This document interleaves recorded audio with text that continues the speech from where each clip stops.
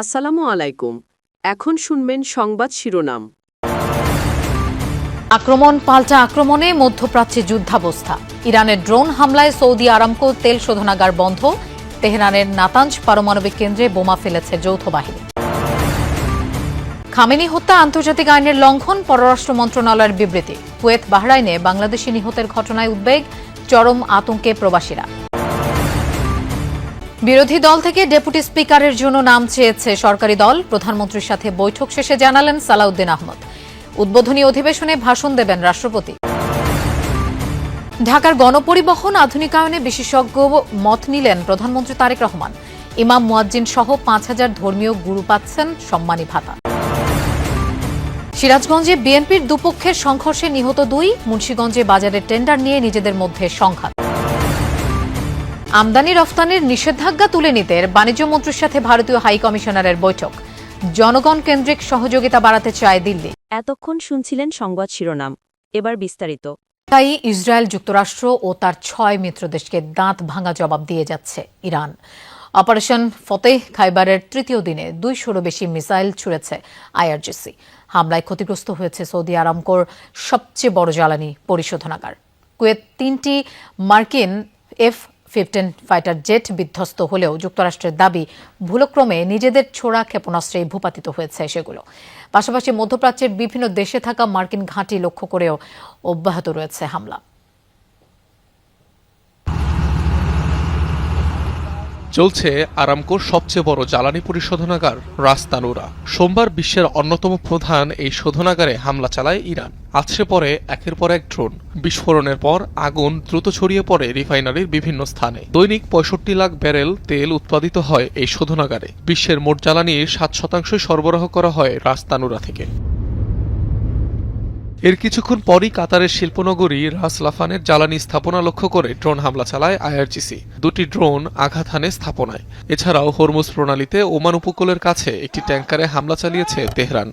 Operation Fateh খাইবারের তৃতীয় দিনে Tel Aviv সহ ইসরায়েলের কৌশলগত বিভিন্ন এলাকায় ব্যাপক ধ্বংসযজ্ঞ চালিয়েছে ইরান। যুদ্ধ শুরুর পর ইসরায়েলি ভূখণ্ড লক্ষ্য করে ১০ দফায় মিসাইল ছুড়েছে আইআরজিসি। এর মধ্যে ২৪ ঘণ্টাতেই ছোড়া হয়েছে ২০০-র বেশি।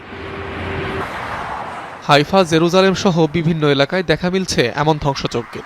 আন্তর্জাতিক বিভিন্ন গণমাধ্যম বলছে ক্ষয়ক্ষতি আর প্রাণহানির তথ্য গোপনের চেষ্টা করছে নেতানিয়াহু প্রশাসন।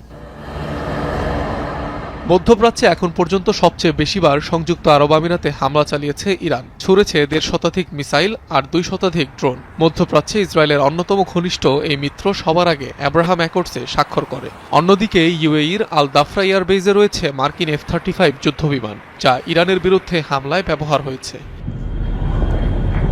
এদিকে মধ্যপ্রাচ্যে মার্কিন সামরিক শক্তির কেন্দ্র বাহরাইনে ৬০টি মিসাইল ও ৩৪টি ড্রোন ছুড়েছে ইরান। সেখানে থাকা যুক্তরাষ্ট্রে পঞ্চম নৌবহরের শক্তিশালী রাডার সিস্টেম ধ্বংস করেছে তেহরান। এছাড়াও আইআরজিসির হামলায় ক্ষতিগ্রস্ত কুয়েতের আলী আল সালেম মার্কিন ঘাঁটি। ইরান জুড়ে তাণ্ডব চালিয়ে যাচ্ছে যুক্তরাষ্ট্র ও ইসরায়েল যৌথ বাহিনী।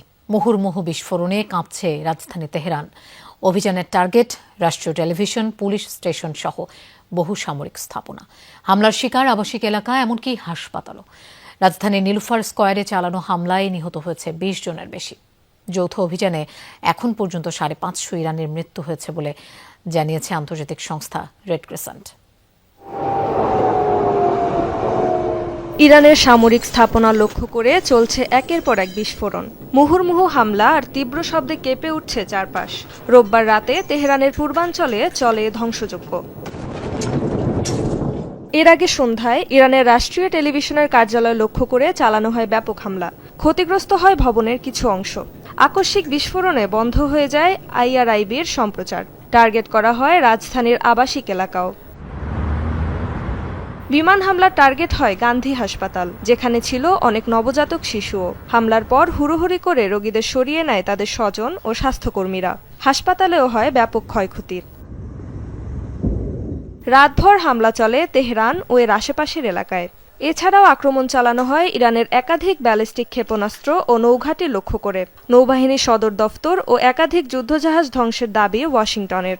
মার্কিন সেনাবাহিনী জানায়, শনিবার শুরু হওয়া অভিযানে এখন পর্যন্ত কমপক্ষে 1000 লক্ষ্যবস্তুতে হামলা চালিয়েছে তারা। মধ্যপ্রাচ্যের যুদ্ধ পরিস্থিতিতে হতাহতের শিকার বাংলাদেশিরা। এতে চরম নিরাপত্তাহীনতায় দিন কাটছে মধ্যপ্রাচ্যের দেশগুলোয় থাকা 1.5 কোটির বেশি বাংলাদেশির। নিরাপত্তা নিয়ে উদ্বেগের পাশাপাশি ভবিষ্যৎ নিয়েও দুশ্চিন্তায় তারা। সরকার বলছে যে সেসব দেশে থাকা বাংলাদেশিদের নিরাপত্তা সর্বোচ্চ অগ্রাধিকার। পরিস্থিতির অবনতি হলে তাদের ফেরানোর প্রস্তুতিও আছে বলে জানিয়েছেন প্রধানমন্ত্রীর পররাষ্ট্র উপদেষ্টা হুমায়ুন কবির। তবে নিয়মিত পরিস্থিতি মূল্যায়ন করে করণীয় বাস্তবায়নের উপায় খোঁজার তাগিদ দিচ্ছেন বিশ্লেষকরা। ইরানে ইসরায়েল ও যুক্তরাষ্ট্রের যৌথ হামলা, সর্বোচ্চ নেতা আয়াতুল্লাহ খোমেনিকে হত্যা, কয়েকশো মানুষের অকাল মৃত্যু, সব মিলিয়ে পরিস্থিতি জটিল। এ অবস্থায় উত্তেজনা ছড়িয়ে পড়েছে পুরো মধ্যপ্রাচ্যে। দুবাইয়ের বিমানবন্দরে হামলার পর সোমবার সৌদি আরবের সবচেয়ে বড় তেল শোধনাগারে হামলার ঘটনায় আতঙ্ক বেড়েছে দেশগুলোতে। কেবল সৌদিতে অবস্থান প্রায় 30 লাখ বাংলাদেশির। এর বাইরে আরব আমিরাতে লাখ 10 সহ সব মিলিয়ে মধ্যপ্রাচ্যে অন্তত 50 থেকে 60 লাখ বাংলাদেশি কর্মরত। সোমবার দুপুর পর্যন্ত প্রাণ গেছে 2 বাংলাদেশির, আহত হয়েছেন কয়েকজন। তবে সবার অবস্থান জানা সম্ভব নয়। এ পরিস্থিতিতে চরম উৎকণ্ঠায় প্রবাসীরা। সকাল 7টা সাড়ে 7টা বাজে একটা বোমা বিস্ফোরিত হয়েছে আমাদের ইন্ডাস্ট্রিয়াল এরিয়াতে। তো এখানে যত ওয়ার্কার আছে, যত মানুষ আছে গ্যারেজের, সবাই আতঙ্কের মধ্যে আছি আমরা। তো ওখানে দেখতে পাচ্ছেন ওই এরিয়াতে বিস্ফোরিত। তবে আমাদের এখান থেকে প্রায় একটু দূরে। তো এখন আমরা সবকিছু বন্ধ রাখছি। বিরাট শব্দ করতেছে, আমরা আতঙ্কের জন্য রুম থেকে দৌড়ে বাইরে আসছি।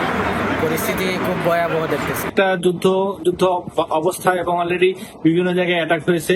এরই মধ্যে ঢাকায় থাকা দেশগুলোর দূতাবাস প্রধানদের ডেকে বাংলাদেশিদের নিরাপত্তা জোরদারের তাগিদ দিয়েছে পররাষ্ট্র মন্ত্রণালয়। মধ্যপ্রাচ্যের বাংলাদেশি মিশনগুলোতে চালু হয়েছে হটলাইন। সরকারি এসব চেষ্টার পরও আতঙ্ক কাটছে না প্রবাসী বাংলাদেশিদের। দাপায় বোম আসতেছে, বোমের বিকট সাউন্ডে আমাদের মনের ভিতরে খুবই আতঙ্কে আছি আমরা। আমাদের জন্য সকলে দোয়া করবেন। সেহরি খাইয়ে ঘুমাইছি, হঠাৎ করে সকালে বিকট আওয়াজ, শব্দ শুনে ঘুম ভেঙে গেছে। পরে দেখলাম আকাশের দিকে ধোঁয়া, মানে মিসাইল আবারও মারছে। তো আমরা একটু আতঙ্কের ভিতরেই, কারণ কিছুক্ষণ পর পরে এরকম বিকট শব্দ আসতেছে। বিরোধী দল থেকে সংসদের ডেপুটি স্পিকার মনোনীত করার জন্য মৌখিকভাবে প্রস্তাব দিয়েছে সরকার। সচিবালয়ে প্রধানমন্ত্রীর সাথে বৈঠক শেষে এই তথ্য জানিয়েছেন স্বরাষ্ট্রমন্ত্রী সালাউদ্দিন আহমদ। তিনি বলেন, বিরোধী পক্ষে আপত্তি সত্ত্বেও সাংবিধানিক রীতি অনুযায়ী সংসদের প্রথম অধিবেশনে ভাষণ দেবেন রাষ্ট্রপতি।